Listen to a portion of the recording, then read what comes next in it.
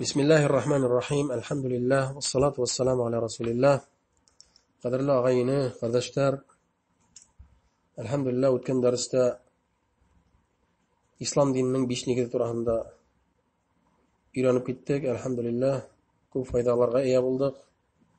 Alloh taolaga shukr. Endi oldagi darsda aytib ketgandik, islom dini ul aqida ham shariat. Aqida ham shariat. Şariat bitinde ol ko'rinib ishlana turgan amallar. Ko'rinib ishlana turgan amallar. Ya'ni til bilan, tan bilan ham mol bilan ishlana turgan ibodatlar. Ular shariat. Endi shularning 5 tiragin o'tgan darsda oldik. Birinchi sabitinde la ilaha illalloh Muhammad Rasululloh degan taniqlik aytib, u bitni til bilan aytila. Ikkinchisi namoz o'qib 5 vaqt. Bu bitni tan ibadati. So'ran bitni zakat to'lov, bu mol ibadati. So'ran bitni uroda tutu. Ramazon oyida bo'ldi bitni tan ibadati. Haj qilu, bu mol ibadati bilan birga tan ibadati. Ham albatta bularga tegish yurak bilan durust niyat. Bütün ko'rinib ishlana turgan amallar yurakda ishlanmay albatta. Yuraging bilan hin Alloh rizoligi uchun ishlarga tegishing shularda. Shunday niyatman. Kishi maqtaning usunda tugul, kishi arasida don qononlar usunda tugul, Alloh taolo rizoligi uchungina ishlanarga tegish. Shu vaqtda shu ishlar qabul etiladi. Ikkinchi sabitinde aqida.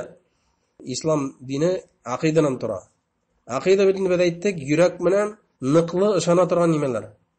Alloh taolo bizga ishonara turgan nimalar. Alloh taolo bizga nima xabar etgan, ham uning rasuli nima xabar etgan, shularga biz niqli ishonarga tegishmiz. Ham bil aqidaning endi o'zining taraklari bor. Buga bir ko'p nimalar keladi, bir ko'p xabarlar. Lekin uning 6 taragi bor, tub negidi bor. Ularda eng birinchisi Alloh taolaga iymon keltiruv.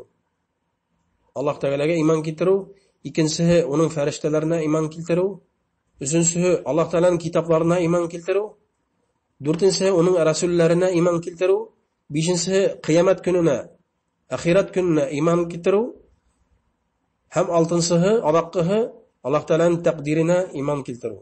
Shu 6 ayber aqidaning negizlari bo'lib turadi.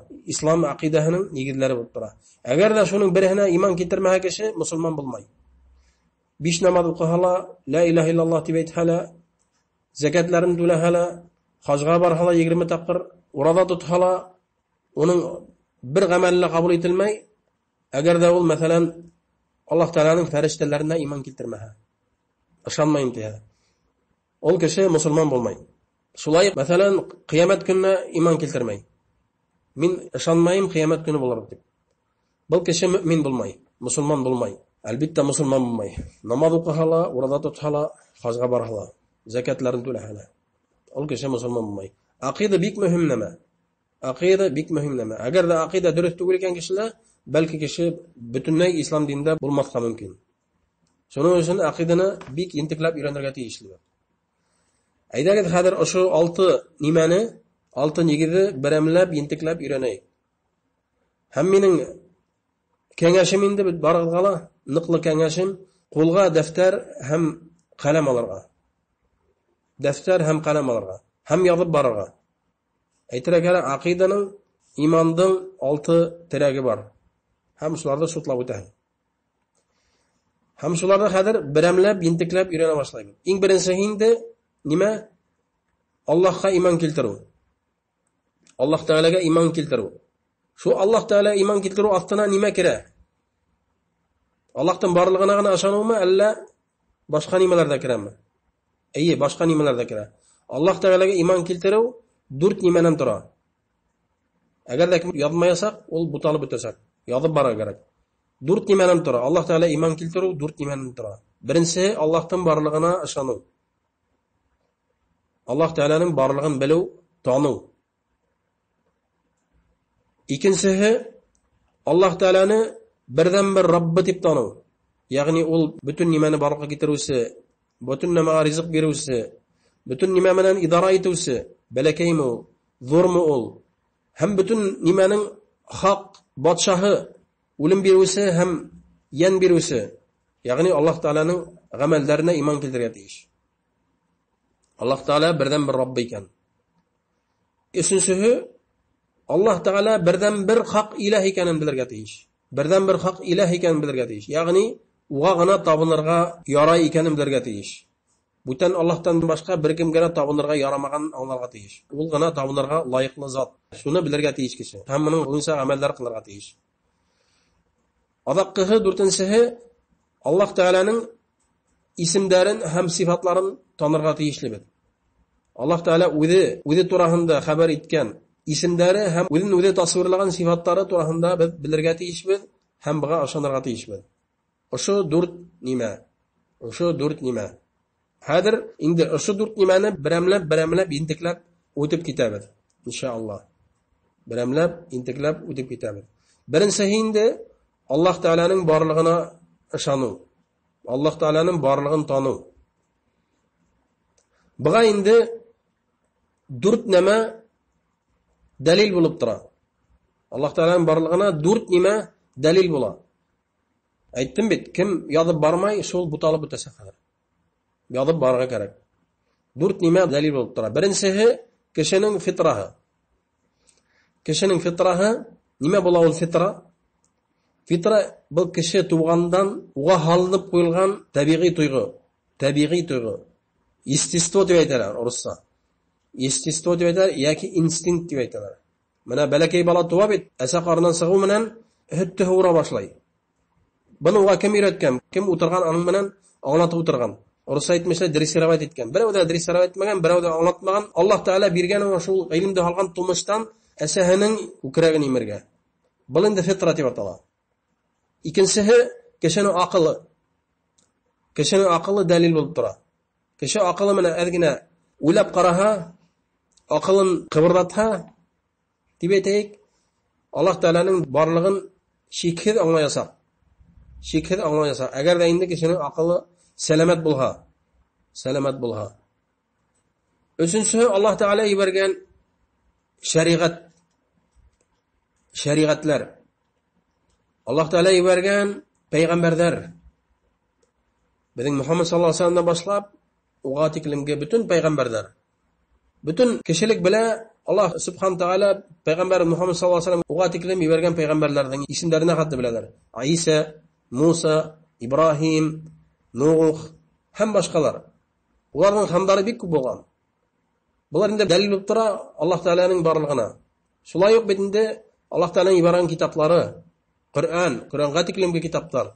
Булар барыгы дәлил, шикһез дәлил Аллаһ Тааланың барлыгына. Бу инде нәмә дип әйтәләр? Шәригатьтәр. Аллаһ Тааланың шәригате. Адаккы инде туйгы һәм кешенең хисе. Ошы дүрт нимә дәлил булып тора Аллаһ Тааланың барлыгына. Дәлил Аллаһ Тааланың барлыгына. Әйдәгез фитрага тукталып китәйек. Фитра бит нимә әйттек? Аллаһ Субхан Таала кешегә тумыштан алган табигый туйгы естествоһы. Кешегә әсә карыннан сыккандан халынган инстинкты. Әсә күкрәген имергә кирәк икәнен белгән шикелле кеше белә үзенең Раббыһы бар икәнен, ул бердән бер илаһ икәнен һәм уга мохтаҗ икән туйга. Ләкин бу фитра яйлап булалар кешеләр. Аллаһ Тааланың хикмәте менән тумыштан кеше туа фитра менән, ләкин мөҗтәмәгать, ягъни рус әйтмәслек общество һәм ата-әсәләре, тугандары уны булалар. Үзләре булгандар һәм уны булалар. Пәйгамбәрбез саллаллаһу алейһи ва саллям әйткән хадисе бар: "Куллу мәулудин юладу аля фитра." Һәр бер бала фитра менән туатый. Валакин абаваху юһавиданиһи ау юнассираниһи ау юмаджисаниһи. Ләкин ата һәм әсәһе уны я яһуди яһайлар, я христиан яһайлар, я утка табынысы яһайлар ди. Ягъни әгәр дә бала туа икән, ата-әсәһе яһуд икән, улар уны тәрбияләй башлар яһуд динендә, ялган диндә. Әгәр дә ата-әсәләре христиан икән, тул гаиләләр туа икән, ата-әсәһе уны тәрбияләй башлар христиан итеп. Agarda ateist simahanda tuva ekan, g'aylahanda tuva ekan, ota-asasi uni tarbiyalay boshlay ateizmga. Agarda butlarga tabınılsa, hindarga tabınılsa ekan, ota-asasi uni tarbiyalayshaklar butlarga tabındırıp, hindarga tabındırıp. Agarda ota-asasi quyoshga tabinar ekan, oyga tabinar ekan, uni tarbiyalayshaklar quyoshga tabınırga qo'shasaqlar uni. Oyga tabinar. Fitrahim bulasaqlar. Payg'ambar sollallohu alayhi vasallam birga shu hadisida anlatib ketadi. Shulay yo'q, balaga nima ta'sir etadi? Tirayundagi kishilar. Rusa aytmaslay, общество. Uga ta'sir etadi. Общество nima ishlay? Bala shuni ishlaysa.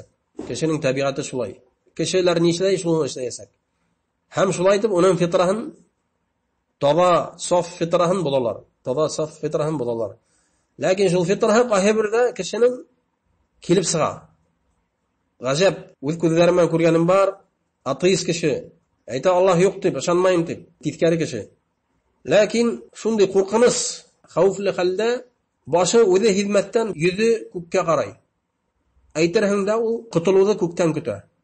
Kimdan? O'zining Robbidan kuta. Subhanalloh. G'ajab ko'rinish. O'zini aytang, nega ko'kka qarayhin deb bir o'zi aytolmay. O'zi xizmatdan men fitraga kiribsa, ko'kka qaray. Barliq maxluqlar qiyin holda, qo'rqinish holda ular ko'kka qaraylar. Ko'kka qaraydi. Aytarhanda ham bu fitralarni ulardan aldamay. Lekin otahi, asahi ham tirayanda bo'lgan kishilar adashgan yo'ldan borsalar, ular aldaylar. Ikkinchisi aytdik bitinde kishining aqli. Alloh subhanahu va taolo kishiga aql bergan. Boshqa maxluqlardan ustidroq etgan aql bilan zinnatlagan kishini. Aqlma kishi yeb yengil anglay Alloh taolo bor ekan. Nisik o'zini qarahin. O'zining organizmini qarahin. Nisik aytahim bu o'zini o'zi borliqqa kelgan deb. Chunki organizm kishining bir qatmarli. Ham yoyga halingan. Soat ko'p ishlaydi.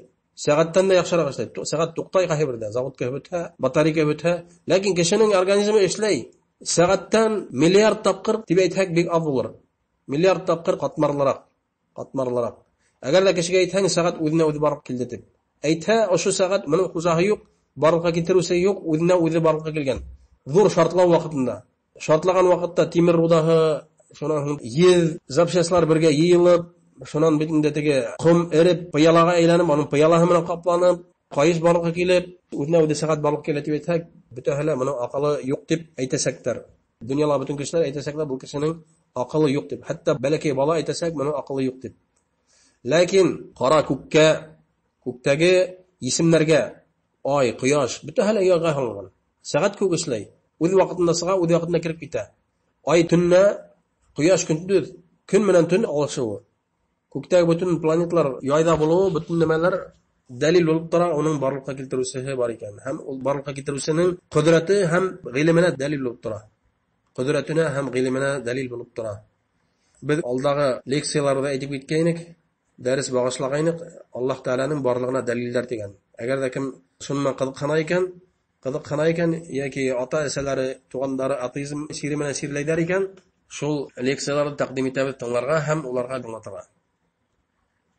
Shundan uchinchi aybir Alloh taolaning borlig'ina dalil bil shariat. Alloh taolaning shariati.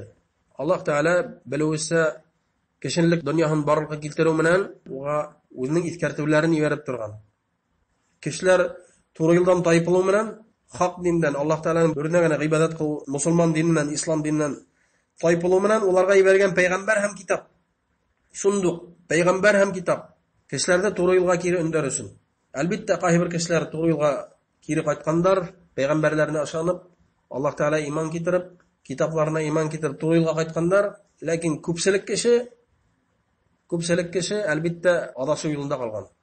Endi bu tarix aylanahina bu ko'rinishlar bo'lgan. Buni dunyodagi butun kishilar bilan, musulmonlar da, musulmon bo'lmaganlar da butun ahli bilan.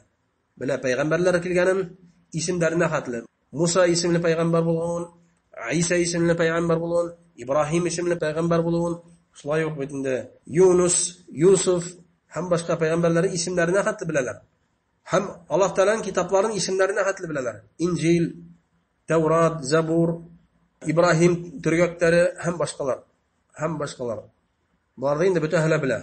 Bu endi dalil bo'lib turadi Alloh taolaning bor ekanini ham Alloh taolo kishilarni bilayana qoldirmag'un. Kishilarni bilayana qoldirmag'una, bilayana borliqqa keltirmag'una dalil bo'lib turadi. Уларга һәр вакыт буйырган үзенең шәригате белән. Үзенең беренә генә буйһынып, беренә генә гыйбадат кылып, табынып яшәргә сакырган. وَلَقَدْ بَعَثْنَا فِي كُلِّ أُمَّةٍ رَسُولًا أَنْ يَعْبُدُوا اللَّهَ وَاجْتَنِبُوا الطَّاغُوتَ. Buna biz bütün ümmetlerge үзебезнең рәсүлебезне ибәрдек ди Аллаһ Таала әйтә Коръәндә. Bütün ümmetlerge үзебезнең рәсүлләребезне ибәрдек, Аллаһка гыйбадат кылыгыз һәм тагутларны калдырыгыз дип. Тагутларны, ягъни ялган илаһләрне калдырыгыз дип. Бу инде шәригать. Шәригать Аллаһ Тааланың барлыгына дәлил. İnşallah bugün geytip durur. Subhanakallahumma hamdika eşhedü en la ilahe illa ente ve estağfiruke ve etûbü ileyk.